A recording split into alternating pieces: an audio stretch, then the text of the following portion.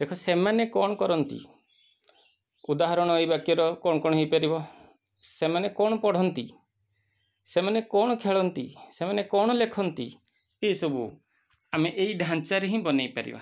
चलो से माने कौन खाती गोटे उदाहरण नवा 3टा खंड अच्छी से माने आ गोटे कौन आ गोटे खाती। तो से माने को इंग्राजी रे दे कहती ये खाइबा क्रिया को इट कहती। आउ से माने कौन खाती प्रथम लिखा व्हाट तापर लिखा डू कहीं ये क्रिया सॉरी कर्ता अच्छी दे कर्ता दे थिले डू व्यवहार करा जिवो। जदि ही था तले डज ही था।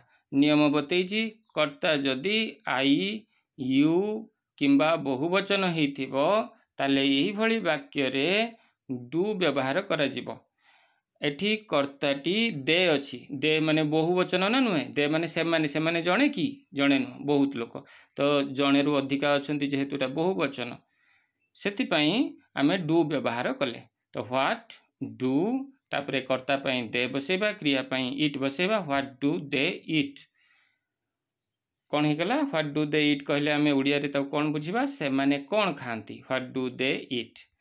ठीक यही भली अन्य वाक्य गुड़ाक मध्य तैयारी करि परिबा। से माने कौन पढ़ती व्हाट डू दे रीड से माने कौन खेलती व्हाट डू दे प्ले।